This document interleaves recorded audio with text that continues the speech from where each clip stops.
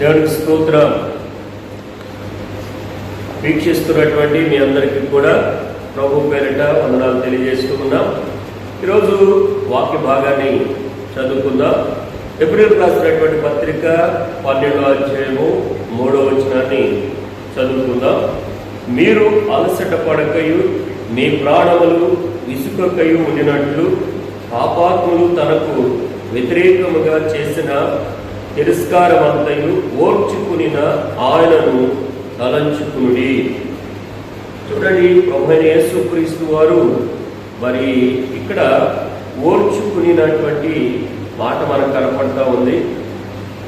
అలాగే మన కంటిలో నలుసుపడినప్పుడు మనకి చాలా చిరాకు వస్తూ ఉంటుంది, విసుగుదల చెందుతూ ఉంటాం.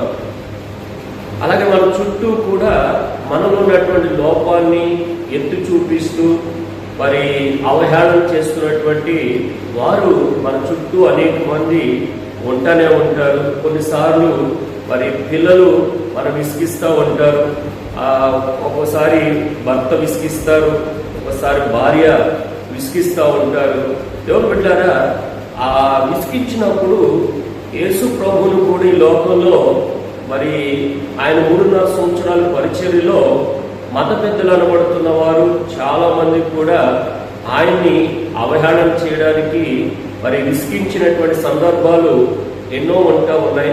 మత్తయి సువార్త 22వ అధ్యాయము 15వ వచనంలో చూస్తే అక్కడ కొంతమంది శాస్త్రులు కానీ పరిసయ్యులు కానీ వచ్చి ఆయన్ని అనేక విధాల మాటల చేత అవహేళన చేయాలనుకున్నారు. కానీ యేసు ప్రభు వారు మరి ఏమాత్రం కూడా విసుగుదల చెందుకోకుండా వారికి సరైనటువంటి సరిగ్గా ఉత్తరం ఇస్తూ సమాధానం చెప్పి వాటిని మరి ఎదుర్కొంటున్నట్టుగా మనం చూస్తున్నాం. అలాగే యోగ భక్తులు మనం చూస్తే గనక యోగ భక్తులు శ్రమల పాలైనప్పుడు ఆ విషయం తెలుసుకున్నటువంటి స్నేహితులు వచ్చి మరి వాదార్చడానికని వచ్చి రకరకాల మాటల చేత ఎన్నో విధాలుగా ఆయన్ని విసుగురప్పించారు. అయినప్పటికీ కూడా యోగ భక్తుడు ఎన్నడూ విసుగుదల చెందుకోకుండా చక్కగా వారికి సమాధానం చెప్తూ ప్రత్యుత్తరం ఇస్తూ ఉన్నాడు. కాబట్టి దేవుని బిడ్డలారా, రెండంతల ఆశీర్వాదాన్ని అతను పొందుకుంటా ఉన్నాడు. అందుకనే ప్రసంగి గ్రంథంలో మనం చూస్తే గనక ప్రసంగి భక్తుడు ఒక మాట అంటాడు, ఓర్పు ద్రోహ కార్యములు జరగనివ్వదంట. కాబట్టి అదే ఎబ్రీ రాసిన పత్రికలో కూడా చక్కటి మాట అంటాడు, మీకు ఓర్మి అవసరమైందంటాడు. ఎందుకంటే ఓర్పు అనేది అనేకమైన కార్యాలు, దేవుని కార్యాలు చూడడానికి అది ఎంతగానో దోహదపడుతూ ఉంటుంది.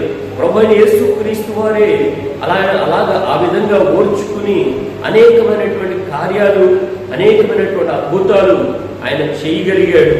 యోగ భక్తులు కూడా మరి అదే ఓర్పు సహనం కలిగి ఉన్నాడు. కాబట్టి దేవుని పొందుకుంటా ఉన్నాడు. కనుక మనల్ని విసిగించే వాళ్ళని బట్టి మనం విసుగుదల చెందపోకుండా చక్కగా ఓర్పు కలిగి యేసు ప్రభుని మాదిరిగా పెట్టుకుని ఆయన ముందుకు సాగిపోయినట్టుగా మనం సాగినట్లయితే దేవుడు అనేకమైనటువంటి అద్భుతాలు చేస్తూ ఉంటాడు. మరి మనం విసిగించే వాళ్ళు ఉండరా అంటే ఖచ్చితంగా ఉంటారు, అనేక సందర్భాల్లో ఉంటానే ఉంటారు.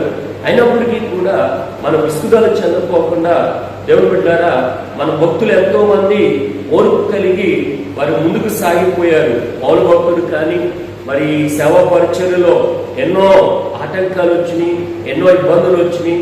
అయినప్పటికీ కూడా యేసు ప్రభుని మాదిరిగా పెట్టుకున్నాడు. కాబట్టి ఆయన ఒక మాట అంటాడు, నేను క్రీస్తును పోలి నడుచుకున్న ప్రకారం మీరు నన్ను పోలి నడుచుకునుడి అని ఆయన చక్కటి మాట అంటున్నాడు.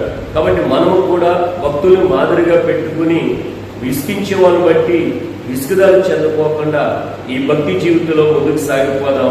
అట్టి కృపను దేవుడు మీ అందరికీ కలుగు చేయనుగాక. దేవుడు మిమ్మల్ని అందరూ దీవించునుగాక. ప్రార్థన చేసుకుందాం. పరిశుద్ధుడైన తండ్రి, గొప్ప దేవుడా, నీ వందనాలు నాయన. ఈ లోకంలో ప్రభా 3.5 సంవత్సరాలు ఈ సేవా పరిచర్యలో ఎంతో మంది ప్రభా నన్ను విసిగించేవారు, ఆయన నిన్ను చిరాకు రప్పించేవాళ్ళు ఎంతో మంది ఉన్నారు. అయినప్పటికీ ఆయన ఓర్పు కలిగి నాయన సహనం కలిగి నాయన ముందుకు సాగిపోయావు ప్రభా. మేము కూడా నాయన మా చుట్టూ విసిగించే వాళ్ళు ఎంతమంది ఉన్నప్పటికీ నేను మాదిరిగా పెట్టుకుని ప్రభా మేము ముందుకు సాగే కృపను మీరు దయచేయమని, నీ నామానికి మహిమ తెచ్చుకోమని ప్రార్థన చేస్తూ ఆయన వింటున్నటువంటి ప్రతి బిడ్డను కూడా మీరు దీవించండి, ఆస్వాదించమని యేసు పరిశుద్ధ నామములో ప్రార్థన చేసి వేడుకుంటున్నాం తండ్రి. ఆమేన్.